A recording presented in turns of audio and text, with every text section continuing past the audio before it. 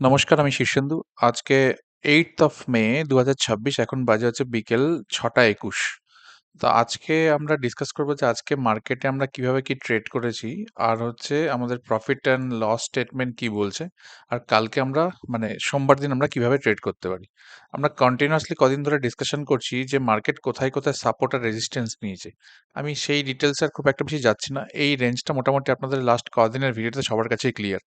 তো এবার যদি আমরা আবার ১ ঘন্টা সাইকেলের মধ্যে চলে যাই, ১ ঘন্টার সাইকেলের মধ্যে আমরা সেম রেজিস্ট্যান্স আর এটাকে সাপোর্টটাকে ড্র করে নিই।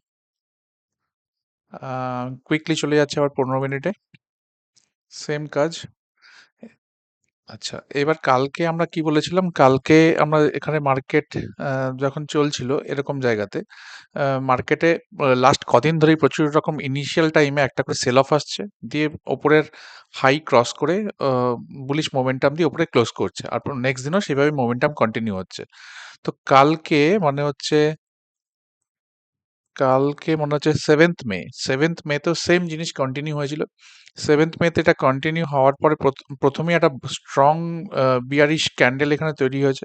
সেই বিয়ারিশ ক্যান্ডেলটা সাথে আরেকটা স্ট্রং বুলিশ ক্যান্ডেল ফাইনালি সেটাকে সেল অফ করে মার্কেট একটা সেল অফে চলে এসেছিল। কিন্তু একই প্যাটার্ন কন্টিনিউ করে ওটা কিন্তু গিয়ে তার ডে হাইকে ক্লোজ করে ওপরেই ক্লোজ করেছিল। আজকে মার্কেটে তার একটা উল্টো রিভার্সাল সাইন দেখা যায়। এখান থেকে স্ট্রেট অ্যাওয়ে মার্কেটে একটা গ্যাপ আপ ওপেনিং হয়, সরি গ্যাপ ডাউন ওপেনিং হয়। এবার গ্যাপ ডাউন ওপেনিং হওয়ার পরে তো তারপরে আমরা মার্কেটটাকে স্টাডি করার চেষ্টা করছি। মার্কেট মোর অর লেস যে পয়েন্টে শুরু হয়েছিল মোটামুটি সেরম পয়েন্টে একটা জায়গায় নো ডিসিশন পয়েন্টে দাঁড়িয়ে আছে। কিন্তু কালকের পয়েন্টের মধ্যে আমি বলেছিলাম যে মার্কেটে ৩ ধরনের সিনারিও হতে পারে। একটা হচ্ছে 1, মার্কেট একটা গ্যাপ আপ হতে পারে। 2, 2 মার্কেট সেম জায়গা বা কাছাকাছি জায়গায় খুলতে পারে। নাম্বার 3 হচ্ছে একটা গ্যাপ ডাউন সিনারিও হতে পারে। তো কালকে বলেছিলাম যে মার্কেটে যদি একটা গ্যাপ আপ ওপেনিং হয়, তবে মার্কেটের মধ্যে কিন্তু একটা স্ট্রং বুলিশ মোমেন্টাম কন্টিনিউ হওয়ার চান্স আছে। 24,550 থেকে 24,600 অব্দি যেতে পারে। Same thing was applicable for একই জায়গায় যদি ওটা ওপেন হতো। তো কিছুটাক্ষণ টাইম স্পেন্ড করে ওটা 24,550 বা 24,600 ধরতে পারতো। বাট আজকে what we have seen is like, I mean, there is a gap down opening, and সেই গ্যাপ ডাউনে কন্টিনিউয়াস বেসিসে এখান থেকে মার্কেট ওপরে ওঠার চেষ্টা করেছে, কিন্তু সেখান থেকে বারবার সেল অফে চলে এসছে।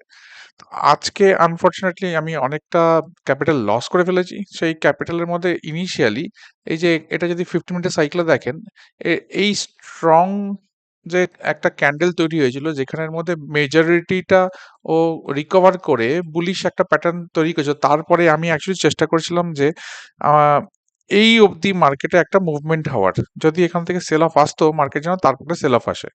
ঠিক একইভাবে এই তারপরেই সঙ্গে সঙ্গে এরকম আহ, এই ফার্স্ট ক্যান্ডেলটার পরে মার্কেট যখন নিচে সেকেন্ড এখানে বিয়ারিশ ক্যান্ডেল তৈরি করলো, তো আমার এখানে একটা বাই সেট আপ ছিল। তো এই বাই সেট আপে এখান থেকে আমার এখানের মধ্যে অলরেডি তখন আমার কাছে 40K এর কাছে প্রফিট, আমি অ্যারাউন্ড 10-10:30 মধ্যে আমার সেই প্রফিটটা ক্যাপচার হয়ে গেছিল। কিন্তু তারপরে আমার মনে হচ্ছে না স্ট্রং বুলিশ মোমেন্টাম কন্টিনিউ হবে, এটা মার্কেট এখানে অবধি গিয়ে তারপরে হয়তো বিয়ারিশ বা কিছু একটা করতে পারে। কিন্তু মানে আই ওয়াজ রং, যে কিন্তু এখানে একটা বুলিশ ট্র্যাপ তৈরি হয়েছিল। সেই বুলিশ ট্র্যাপের জন্য কিছুক্ষণ মার্কেট এখানে সেল অফে চলে আসে। তো আনফরচুনেটলি কোয়ান্টিটি সাইজটা একটু বেশি থাকার জন্য আমি ঠিক এরম পজিশনে প্যানিক মোডে আমার পজিশনটাকে পুরো অফ করে দিই। তো আলটিমেটলি আপনি যদি এখানে দেখেন, তো এরকম জায়গাতে গিয়ে আমার 40K মতন প্রফিট চলছিল। তো এখানে এরকম আসে তোমার মোটামুটি আমার মার্কেটে 90K মতন লস চলছে। তো 90K এর লস অলমোস্ট নিয়ে নেওয়ার পরে সেখান থেকে আমি আবার কিছুটা প্রফিট বুক করার চেষ্টা করি। এখান থেকে আমি আবার বাই বাই করেছিলাম, বাই সেটআপে বাই করার পর এই ৩টে ক্যান্ডেলে আমি কিছুটা রিকভার করার চেষ্টা করেছিলাম। কিন্তু রিকভার করার পরে ভেবেছিলাম যে একই সেম সেটআপ যেটা কন্টিনিউ চলছে, যে মার্কেটে সেল অফ আসছে, সেল অফটা কন্টিনিউ না হয়ে সেটা কিনা বুলিশ প্যাটার্ন ব্রেক করে উপরে চলে যাচ্ছে। কিন্তু আনফরচুনেটলি সেখান থেকে আবার ডের হাই এর কাছ থেকে স্ট্রং একটা রিজেকশন তৈরি হয় এখান থেকে। এই স্ট্রং রিজেকশনের জন্য এখানে যেটুকু আমি মানে রিকভার করার চেষ্টা করেছিলাম সেখান থেকে আবার ১,১৬,০০০ টাকা আমার লসে কনভার্ট হয়ে গেল। তো ultimately I was trapped, I mean, in a bearish market. তো দেখা যাক মানডেতে কি হতে পারে। তো মানডেতে এই মুহূর্তে নিফটি নিফটি দেখা যাচ্ছে যে হালকা উপরের সাইডে চলছে। তো কালকে দেখা যাক কিরকম কি ট্রেড হয় বা আজকে ওভারনাইট মার্কেটের সেন্টিমেন্ট কি থাকে। তো এখানে তো আমার মনে হচ্ছে যে এখানে বায়ার্সরা এবার ট্র্যাপড হতে পারে। কারণ এখানে মার্কেটে আর উপরে যাওয়ার চান্সেস কম। মার্কেটে একটা নেগেটিভ সেন্টিমেন্ট তৈরি হয়েছে। যার জন্যই এখানে একটা ফেক ব্রেকআউট তৈরি হয়েছিল। এই ফেক ব্রেকআউটটা এই ফেক ব্রেকআউট আ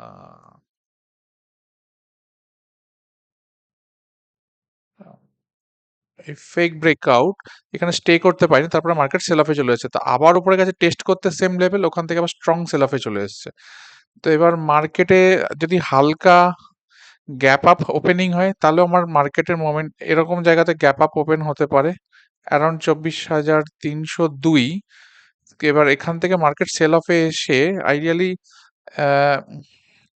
মার্কেটে মিনিমাম এই অ্যারাউন্ড এই রেঞ্জে অ্যারাউন্ড 24,000 আবার 24,000 বিং আ স্ট্রং সাপোর্ট 24,000 এর কাছাকাছিও আবার মার্কেট রিটেস্ট করতে আসা উচিত।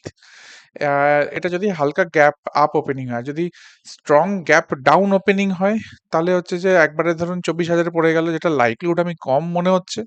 কারণ মার্কেটের মধ্যে ওভারঅল নেগেটিভ সেন্টিমেন্ট চললেও নিফটি নিফটি যেহেতু একটু হালকা উপরের দিকে চলছে এখন 24,250 এর কাছাকাছি।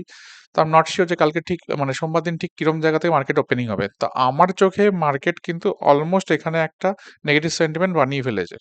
তো এটা একটা সেল অন রাইজ মার্কেট। তো যেরম আমাদের অপরচুনিটি আসবে উই শুড সেল নাও। তো দেখা যাক যে আজকে ওভারঅল আমি আমার P&L স্টেটমেন্ট দেখানোর চেষ্টা করি।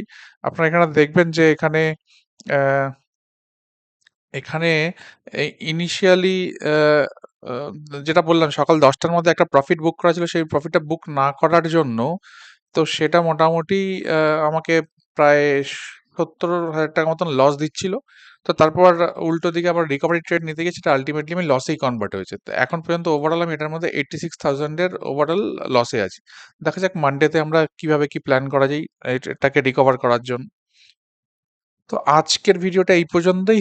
দেখা যাক আবার মানডে নিফটি কিরকম মুভমেন্ট করে তার বেসিসে আমাদের নেক্সট ট্রেড সেটআপ আমরা প্ল্যান করব। Thank you so much.